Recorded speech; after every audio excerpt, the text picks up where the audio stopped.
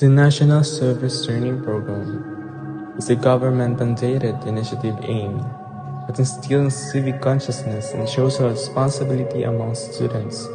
Through various community-based activities, the program equips participants with the necessary knowledge, skills, and values to contribute meaningfully to society.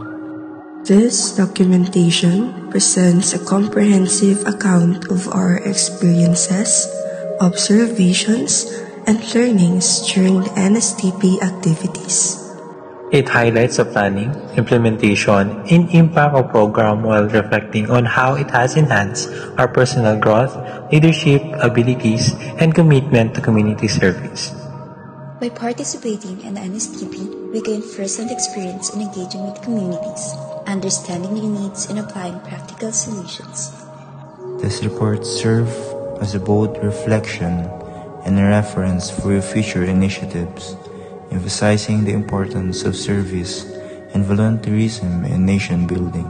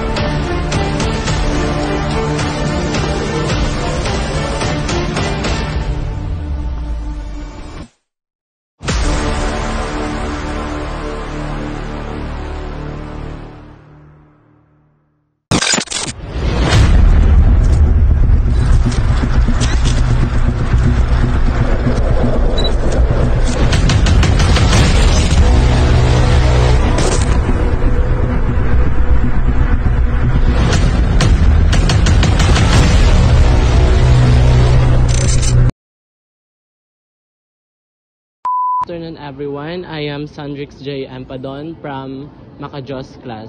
And one of the most memorable moments ko during my NSTP journey, nung una is nagkaroon kami ng NSTP program sa West Central School. Then after nun is nagbigay kami ng mga foods, then school supplies sa mga kabataan na nag-aaral doon sa West Central School. And ngayon naman sa NSTP journey namin ngayong second semester is isa rin sa mga natutunan ko dito is yung naglinis kami during sa Tinigiban campus po. Then one of the most lesson na natutunan ko during my NSTP journey is as a leader po is need natin magkaroon ng teamwork and unity po for everyone, kasi po as a leader is need din po ng mga opinion po ng kanilang mga members po. That's all lang po. Thank you po.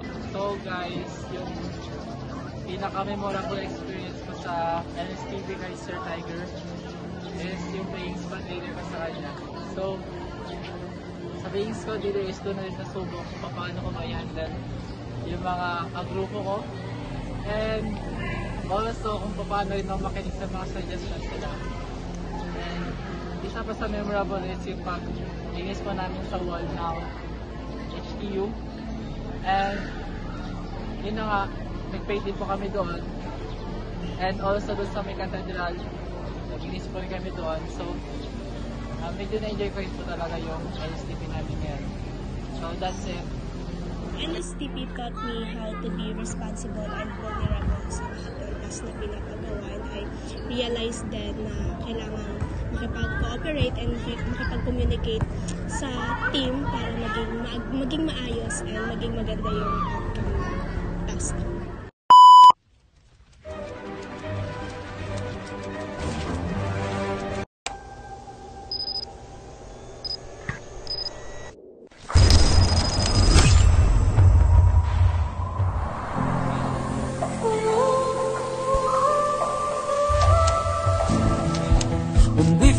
It's like we're singing a song, and it hurts just like a work of art. When it feels like we're crumbling, we don't have to say nothing. We're running, dancing on the edge of fire.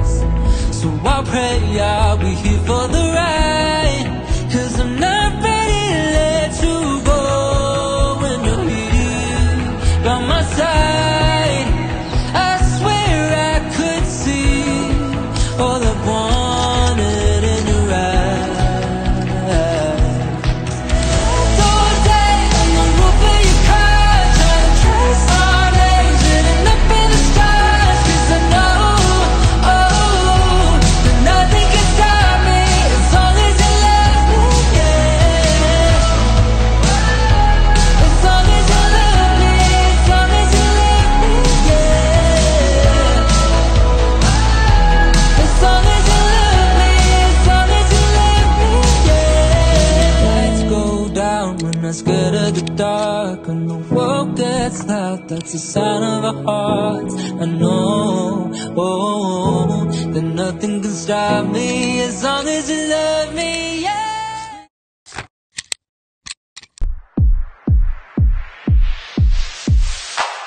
Una sa lahat, congratulations sa ating 2024-2025 NSTP graduating students. Ito yung pagkakaiba sa NSTP, may sarili siyang completion ceremony, base na rin sa Republic Act 9163. At siyempre, gusto ko rin bigyan ng pansin yung ating 4 pillars ng NSTP. Number 1, yung instructions. Kung kahit patuloy nating i-improve, i-enhance yung ating instructions. And actually this year, this coming school year, we'll be introducing new module na receptive sa mga nangyayari sa kapaligiran, ano? Kaya I'm excited to start a new module, a new curriculum for NSTP. Okay. Second pillar is team building. Ano, importante yung team building kasi kailangan natin na magkakilala at siyempre ma-enhance yung ating capability para makipag-collaborate sa ibang tao, no? But of course, we start it within ourselves, and then paglabas natin ng HTU, alam na natin makipag-collaborate sa ibang tao, di ba? Yung team building. And of course, yung kasunod nun, yung capacity, yung ating community exposure, yung ating community outreach, kung kaya't this trimester, nagkaroon tayo ng ibang klaseng community service, sa school, sa mga communities, taking care of our environment, participation sa mga magandang cause, ano, for our environment, of course. And of course, we also discuss about suffrage and election related sa incoming national and local election. Siyempre, ang pinakahuli, yung recognition. Kaya kung mapansin nyo, kahit na konting achievement natin ay achievement ng mga estudyante ay ating nire-recognize, binibigyan natin ng affirmation, binibigyan natin ng commendation, especially now that we will be having our completion ceremony. Of course, marami tayong makakatanggap ng Tigers Leadership Award. Ano ibig sabihin ng Tigers? Yung T, ibig sabihin nun ay teachable. I, inspired and motivated. G, goal-driven. E, empowered. R, reliable. And yung S, spiritually directed. Kaya nga kung makapansin natin, sa ating mga t-shirt may nakalagay, Honing Future Leaders. With the idea, pero hindi nakasulat doon, with the ideals of pagiging makadiyos, makatao, makabansa, at makakalikasan. Na yun naman talaga yung direksyon na pinagtutuunan ng ating pamahalaan, ano? At yun ay bahagi nung ating preamble ng 1987 Constitution natin, no? At saka this year, siyempre marami tayong nararanasan ng mga calamities. Kaya we want to be resilient, ano? Meron tayong mga session on resiliency and preparedness, ano? Meron tayong mga drills sa ating mga lessons. Siyempre sa huli gusto kong i-congratulate kayong lahat. This batch actually, academic year 2024-25, is actually the biggest NSTP graduating students, ano? Close to 1,000 kayo, kasama yung ROTC.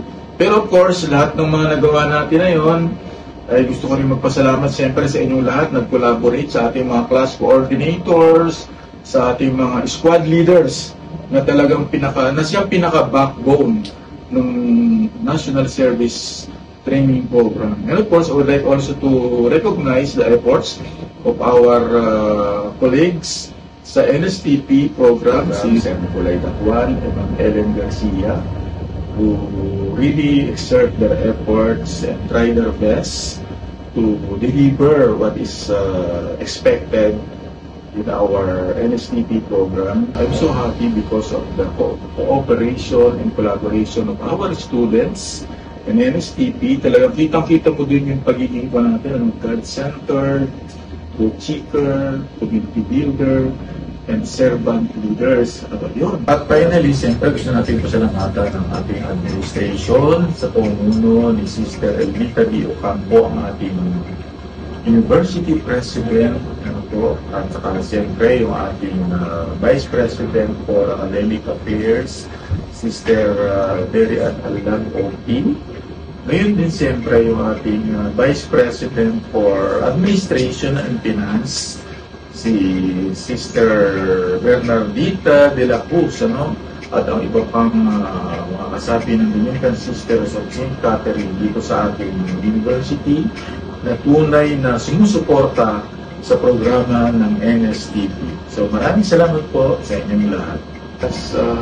Sobrang saya, blessed ako na maging bahagi ng NSTP program dito sa Holy Trinity University. So again, congratulations everyone, at sana yung natutunan nyo sa NSTP, madala-dala nyo kahit saan kayo pumunta na lugar. Andun yung spirit of voluntarism, patriotism, at siyempre yung pagmamahal sa ating kalikasan. At yung patuloy na panalangin naway maging maayos at magkaroon tayo ng better, cleaner world. Di po ba? Okay, again, congratulations.